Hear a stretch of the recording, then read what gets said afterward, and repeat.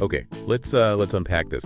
Have you ever scrolled through social media, seen these, compelling videos, and found yourself wondering how some people actually turn that into a full-time living?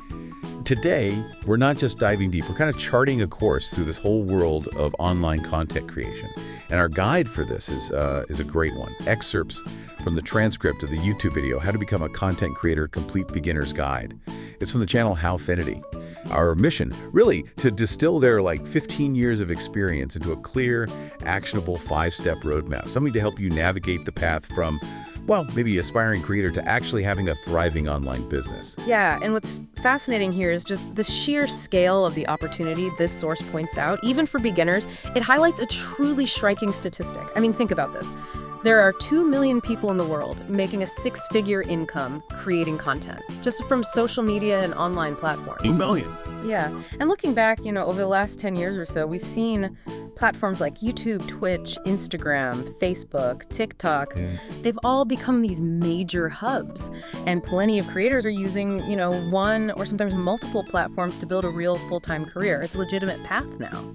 That sets the stage really well. Yeah. And this next part, this 5-step process from the creator, that feels like where the real gold is in this source. Yeah. I mean, you worked with so many creators. How significant is it that this specific framework comes from someone with, proven results? Yeah. Like their YouTube channel, over 500,000 subscribers, 120 million views, and TikTok over 500,000 too. That's not just theory, is it? Oh, absolutely crucial. Yeah, that kind of track record, it turns advice from just, ideas into something that's actually been field tested, a real methodology. And this first step they talk about, identifying your target audience, it's truly the bedrock. It really is. The foundation. Exactly. Without it, you're basically just shouting into the void, kind of hoping someone hears you. The source really hammers this home. Know who you want to make videos for before you even think about creating anything. Right. Skipping this, it just makes everything else so much harder. And, if you do get lucky and have some accidental success, you probably can't repeat it. It's like the critical first domino, Sure. for building that loyal, engaged community. That point about identifying your audience, Yeah. it sounds so fundamental, but maybe hard for someone starting totally from scratch. The source suggests, listing interests, then figuring out what you know most about or want to learn about. But how does a beginner really know if their passion project has, an actual market? Is there a way to gauge that early on? That's a really good question. And while the source itself doesn't maybe list specific tools right there, for beginners, even simple things can help. Look at successful channels in niches you're interested in. See what they're doing. Check Google Trends, maybe, for search volume around your interest. Or just hang out in online forums or groups related to your topic. You can learn a lot there. Okay. So do some reconnaissance. Exactly. See what people are asking, what problems they have. But the key takeaway, the thing the source really emphasizes, is getting ultra-specific, as they put it. Ultra-specific? Yeah. The more laser-focused you can be with your content, serving a very specific topic to a very specific group, the faster you'll find traction. It's about finding your little corner of the internet, basically. Okay, so you find your corner, you know who you're talking to. Yeah. It leads right into step 2. Yeah. Creating content that the platforms actually want. The source really stresses understanding the different demands of each platform here, right? Yeah, absolutely. Yeah, this step is less about what you create and maybe more about how you package it.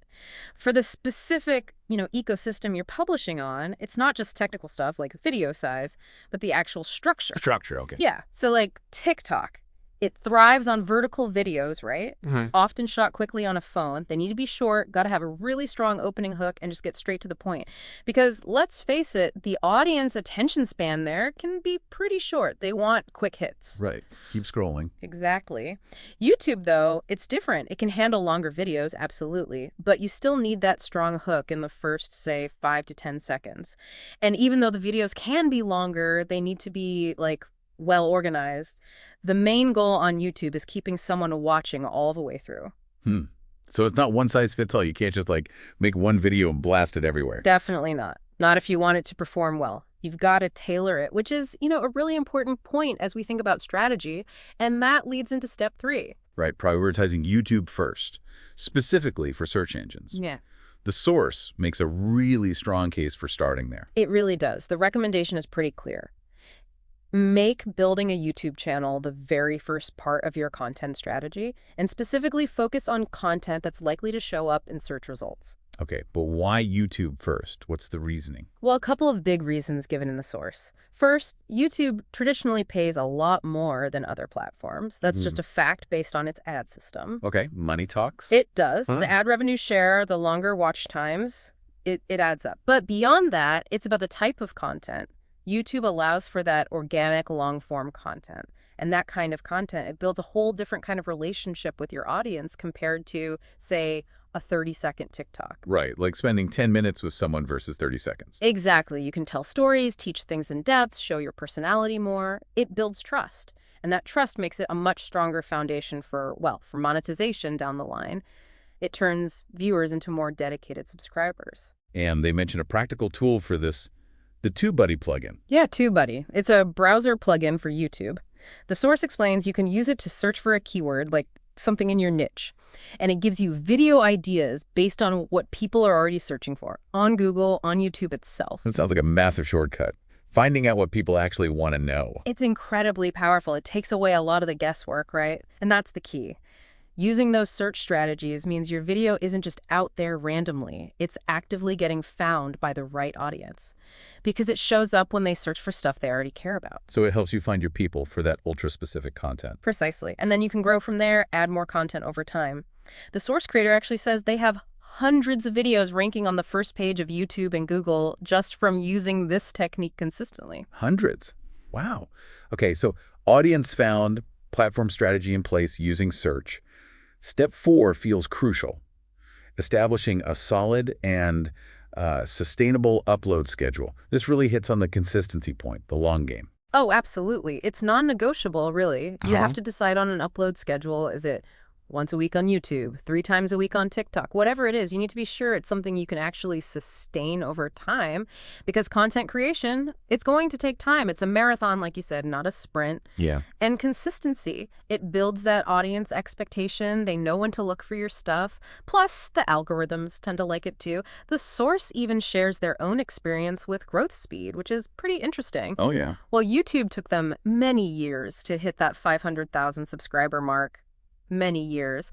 But TikTok, they got to 500,000 followers within 1 year. Whoa, that's a massive difference. Huge difference. It really highlights that, TikTok has a whole different algorithm, as they put it. It's geared for potentially much quicker, more viral growth. But it also shows the patience needed for YouTube's long-form, potentially more evergreen content. So for someone starting out, what does the source suggest? Like how often? Well, for YouTube, they typically recommend starting with maybe 3 uploads a week. The creator mentioned trying a daily YouTube upload schedule and found it very, very difficult, which makes sense. Longer videos take more effort. Yeah, daily sounds intense for YouTube. Right. But for TikTok, daily uploads are actually quite feasible for many people. The videos are shorter, often less complex to make. Okay. And the practical tip here, use a content calendar. Seriously, map it out. It helps you stay on track and avoid burnout. Good advice. Okay, and then step 5, the one everyone's probably waiting for. So, how do you actually make money? Implementing a solid monetization strategy.